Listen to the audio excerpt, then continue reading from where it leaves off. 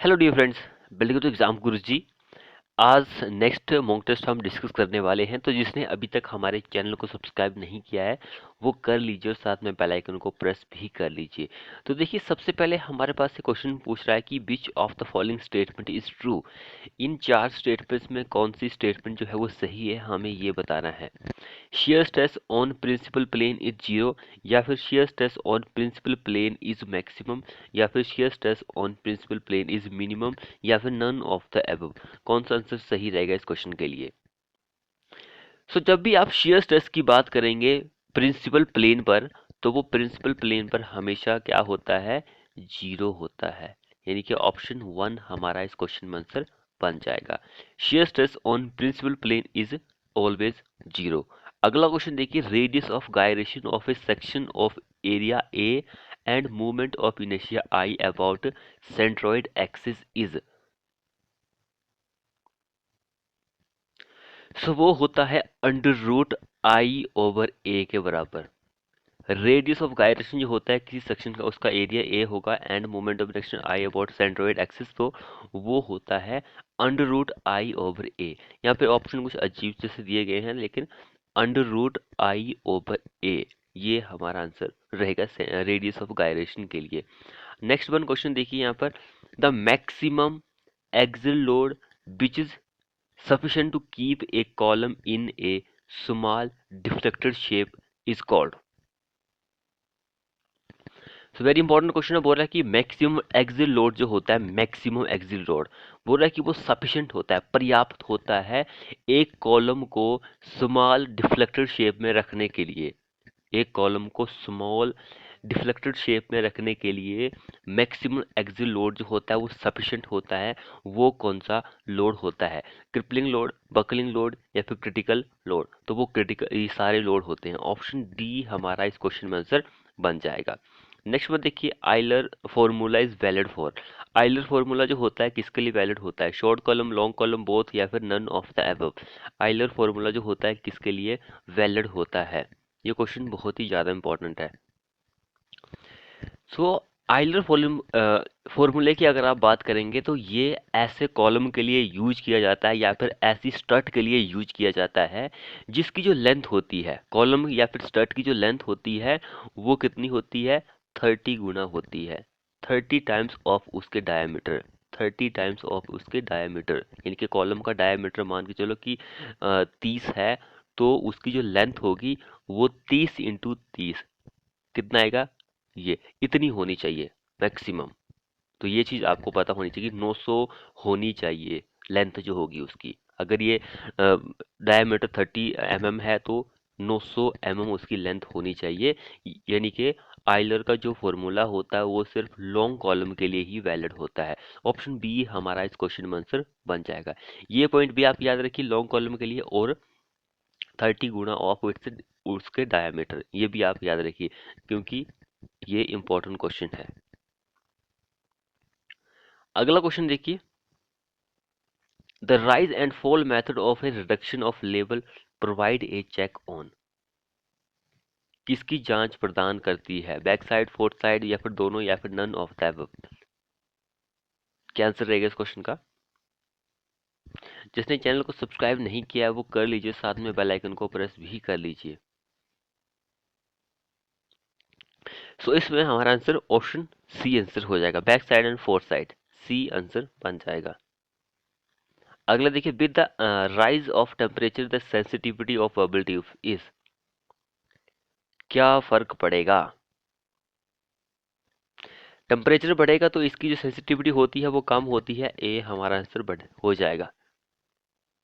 अगला देखिए, angle of inclination of the leasing bar with the longitudinal axis of the column should preferably be between. किसके बीच में होता है, एंगल ऑफ इंक्लाइनेशन जो होता है लेसिंग बार का वो क्या होता है, तो 40 से 70 होता है, 40 से 70 होता है। ये चीज याद रखिए आप, एग्जाम के पॉइंट ऑफ व्यू से आंसर इंपॉर्टेंट है ये।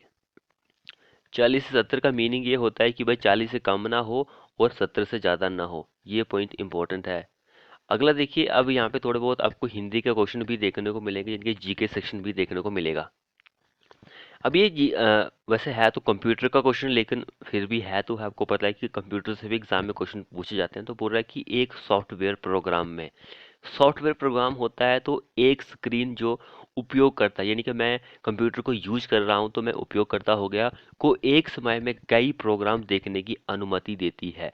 एक सॉफ्टवेयर प्रोग्राम जो है, एक स्क्रीन जो उपयोगकर्ता जो है उसको एक ही टाइम पर कई प्रोग्राम देखने की अनुमति देती है, उसे कहा जाता है, क्या कहा जाता है उसे? उसे विंडो कहा जाता है, विंडो कहा जाता है।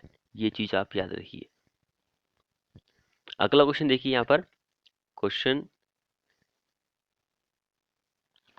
सो क्वेश्चन क्या बोल रहा है, हैप्पी कोनेरू निम्नलिखित में से किस खेल से संबंधित है? हैप्पी कोनेरू जो है किस खेल से संबंधित है? शतरंज, क्रिकेट, बैडमिंटन, इस तरह की किससे संबंधित है? तो वो किससे संबंधित है? शतरंज से। ये ऑप्शन, ये आंसर हो जाएगा हमारा। ये जो है ये आंध्र प्रदेश की रहने वाली है। इसको ग्रैंड मास्टर भी कहा जाता है शतरंज का, और ये एक महिला है। ये आप याद रखिए, इनको बहुत सारे पदक भी मिले हैं, तो ये भी इम्पोर्टेंट है एग्जाम के पॉइंट ऑफ व्यू से। तो अगला क्वेश्चन हम यहाँ पे देखते हैं। वर्ष 1854 में भारत की पहली कपास मिल की स्थापना कताई मिल के रूप में डैश में की गई थी।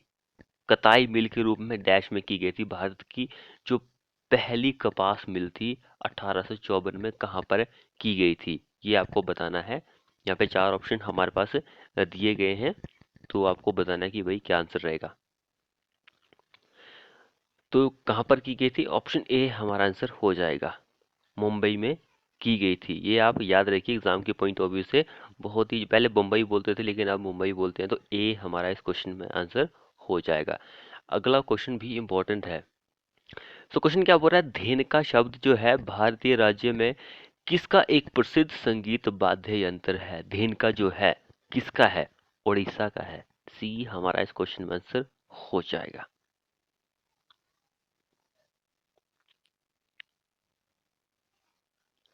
तो अगला क्वेश्चन क्या बोल रहा है, निम्नलिखित में कौन सा वसा में घुलनशील विटामिन है जो खून के थक्के? अब देखिए इस पॉइंट को ही देखकर कई स्टूडेंट इसको क्वेश्चन को सॉल्व कर लेंगे। तो बिल्कुल सही आंसर विटामिन के इस क्वेश्चन में हमारा आंसर बन जाएगा।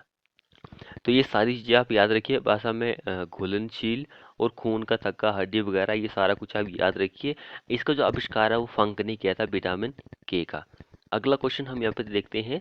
भारत के संविधान के किस अनुच्छेद में लोकसभा में अनुसूचित जाति और अनुसूचित जनजाति के लिए सीटों के लिए आरक्षण का प्रावधान किया गया? वो कौन सा आर्टिकल है जिसमें इसके बारे में बताया गया है? तो वो ये आर्टिकल है 330 आर्टिकल। अगला क्वेश्चन देखिए, दिल्ली इज नॉट फॉर के लेखक कौन से है? किसने ये बुक लिखी है? यहाँ पे चार ऑप्शन हमारे पास दिए गए हैं। दिल्ली इज नॉट फॉर जो है ये 1994 में पब्लिश हुई थी बुक, 1994 में, और वो की थी ब्रांड ने। ऑप्शन ए हमारा इस क्वेश्चन में आंसर बन जाएगा। नेक्स्ट वन क्वेश्चन हम यहाँ पे देखते हैं। अगला क्वेश्चन क्या बोल रहा है, मानव त्वचा, बाल और आंखों को उनका रंग देने वाले जो रंजक, जो पिगमेंट होते हैं, को कहा जाता है? उस पिगमेंट को क्या कहा जाता है? मानव की त्वचा, बाल, आंख जो होते हैं उनका रंग देने वाले जो पिगमेंट होते हैं वो कौन सा होता है?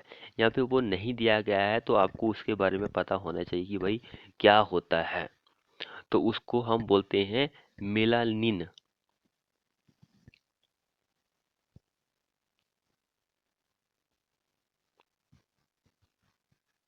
मेलानिन, यहाँ पे ए ऑप्शन मिसिंग है, सो इसलिए मैंने आपको बता दिया है। अगला क्वेश्चन क्या बोल रहा है, 1903 में भौतिकी का नोबेल पुरस्कार जीतने वाली पहला महिला कौन थी?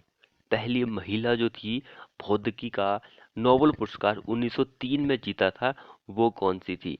ये क्वेश्चन बहुत ही इंपॉर्टेंट है। तो वो मैरी क्यूरी थी। ऑप्शन बी हमारा इस क्वेश्चन में आंसर बन जाएगा। अगला क्वेश्चन देखिए, किसी भारतीय राज्य की राज्यपाल बनने वाली पहला महिला कौन सी थी? किसी भारतीय राज्य की, कोई भी भारतीय का राज्य मान लीजिए, तो उसकी जो राज्यपाल बनी थी वो पहली महिला बनी थी, वो कौन सी थी? यहाँ पे चार ऑप्शन हमारे पास दिए गए हैं कौन सी वो महिला थी। तो वो कौन सी थी? सरोजिनी नायडू थी। ऑप्शन ए हमारा इस क्वेश्चन में आंसर बन जाएगा। ये एक कवित्री थी, इनको सुबर कोकिला के नाम से भी जाना जाता है, तो यही राज्यपाल बनी थी, पहली महिला। अगला क्वेश्चन देखिए, 2011 की जनगणना के अनुसार भारत का वो कौन सा जिला है, जिला सबसे अधिक आबादी वाला है। भारत का सबसे ज्यादा आबादी वाला जिला कौन सा है, किस स्टेट का, यहाँ पे स्टेट भी दिया गया है, कौन सा है वो। तो 2011 में जो जनगणना हुई थी वो 15वीं राष्ट्रीय जनगणना थी। 15 बार जनगणना, 15वीं थी वो, इसके पहले 14 हो चुकी थी। तो उसके अकॉर्डिंग जो सबसे अधिक आबादी वाला जो जिला था वो थाने था, महाराष्ट्र में स्थित है। इसकी आबादी की आप बात करेंगे तो 1.10 करोड़ है, 10 करोड़ थी, अभी 21 में वैसे हो चुकी है, लेकिन ये 2011 की बात है, 10 साल के बाद होती है, आप सभी को पता है। उसके बाद अगला क्वेश्चन देखिए, यहाँ पर दिए गए क्षेत्र में पौधे और जानवरों दोनों में से रहने वाले जीवों की कुल संख्या को क्या कहते हैं, क्या कहते हैं। तो जहां पर पौधे और जानवर दोनों रहते हैं उसको आप बायोमास ही हमारा इस क्वेश्चन में आंसर हो जाएगा। अब ये जीके का क्वेश्चन है, उस टाइम पूछा गया था तो इसको हम रहने देते हैं। उसके बाद हमारे पास एक, राजा सांसी अंतर्राष्ट्रीय हवाई अड्डा कहाँ स्थित है। लखनऊ, अमृतसर, उदयपुर या फिर दिल्ली, कहाँ पर स्थित है ये।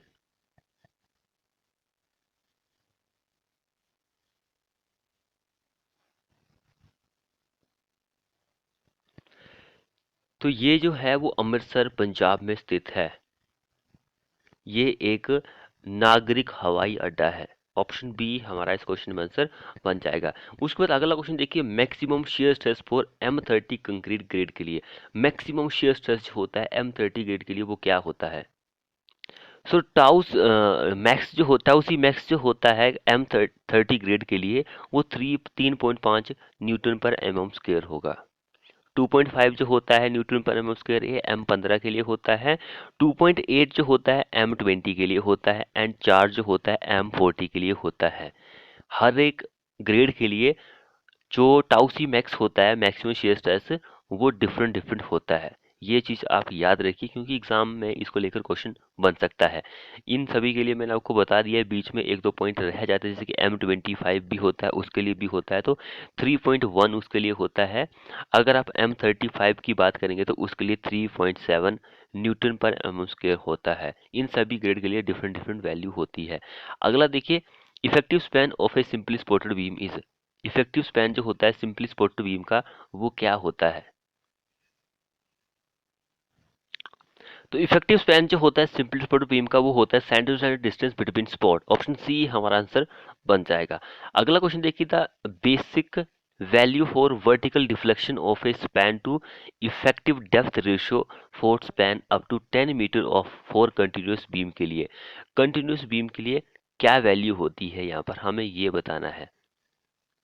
कंटिन्यूस के लिए 26 होती है, सिंपली सपोर्टेड के लिए 20 होती है, एंड 6 जो होती है वो कैंटिलीवर के लिए होती है अप टू स्पैन 10 मीटर के केसेस में। सो ऑप्शन ए हमारा इस क्वेश्चन में आंसर बन जाएगा। अगला क्वेश्चन देखिए, if the depth of actual neutral axis of a doubly reinforce beam, so depth जो होती है न्यूट्रल एक्चुअल न्यूट्रल एक्सिस का डबली रेनफोर्स बीम की greater than the depth of critical neutral axis, the concrete attain its maximum stress earlier.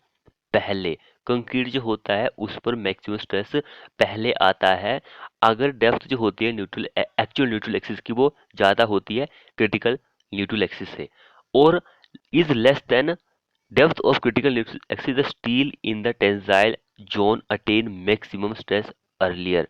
पहले यहाँ पे दूसरा point भी बिल्कुल सही है, बोल रहा है कि depth of actual neutral axis वो लेस देन होगी किससे, depth of critical neutral axis से। तो स्टील जो होता है टेंजाइल हमने प्रोवाइड किया होता है जोन में, तो वो मैक्सिमम स्ट्रेस जो होता है वो पहले अटेन करता है।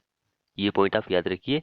अगर equal to the depth of critical neutral axis, the concrete and steel attain max their maximum stresses simultaneously, दोनों एक साथ ही स्ट्रेस को अटेन करेंगे। ये आप याद रखिए।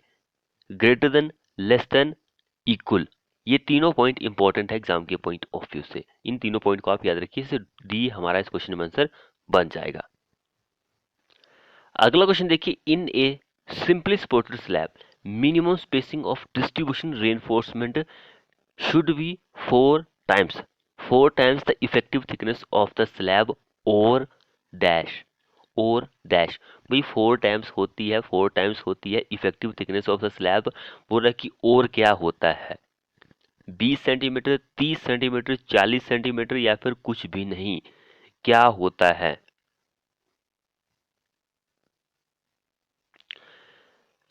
तो 4 टाइम होता है एंड 450 होता है, तो यहाँ पे कहीं नहीं दिया गया, सो डी हमारा इस क्वेश्चन में आंसर बन जाएगा। अगला क्वेश्चन देखिए, type of stress induce in the foundation bolt fixing A column to it's footing is. Type of stress, कौन सा स्ट्रेस होता है जो पैदा होता है फाउंडेशन बोल्ट जो फिक्स करते हैं कॉलम टू इट्स फुटिंग से, तो वो कौन सा होता है स्ट्रेस, ये हमें बताना है। तो वो प्योर टेंशन होता है। प्योर टेंशन जो होता है वो स्ट्रेस इंड्यूस होता है जब आप बोल्ट जो होते हैं उसको फिक्स करते हैं कॉलम टू फुटिंग से। अगला देखिए, the limit state of serviceability of a steel structure include all of the following except, किसको छोड़कर यहाँ पर? सो इस क्वेश्चन का answer fracture due to fatigue, fracture due to fatigue, option D हमारा आंसर बन जाएगा। इसको छोड़कर बाकी सब कुछ होता है। अगला ऑप्शन देखिए, according to Whitney's theory the maximum depth of concrete stress block in balance RCC section of depth is, क्या आंसर रहेगा इस क्वेश्चन का? सो बिटनी थ्योरी के अकॉर्डिंग 0.53 डी होता है, ऑप्शन डी हमारा इस क्वेश्चन में आंसर बन जाएगा। डेप्थ जो होती है कंक्रीट ब्लॉक की। अगला ऑप्शन देखिए, इन pre stress concrete high grade concrete is used for. Pre stress concrete जो होता है उसमें हाई ग्रेड कंक्रीट का आप यूज करेंगे तो क्या होगा? तो controlling the pre stress loads जो होता है, प्री स्ट्रेस लोड्स जो होता है वो कंट्रोल हो जाता है। ऑप्शन डी हमारा इस क्वेश्चन में आंसर बन जाएगा। अगला लास्ट क्वेश्चन देखिए हमारे इस वीडियो का, IS code for practice for pre stress concrete is. कौन सा आईएस कोड जो होता है वो प्री स्ट्रेस कंक्रीट से रिलेट करता है, तो इंडियन स्टैंडर्ड 1343, ऑप्शन बी हमारा आंसर हो जाएगा। वीडियो को अगर आपने शेयर नहीं किया तो फटाफट से अभी शेयर कर दीजिए और चैनल को सब्सक्राइब नहीं किया तो कर लीजिए, साथ में बेल आइकन को प्रेस कर लीजिए। मिलते हैं ऐसे ही नेक्स्ट वीडियो में।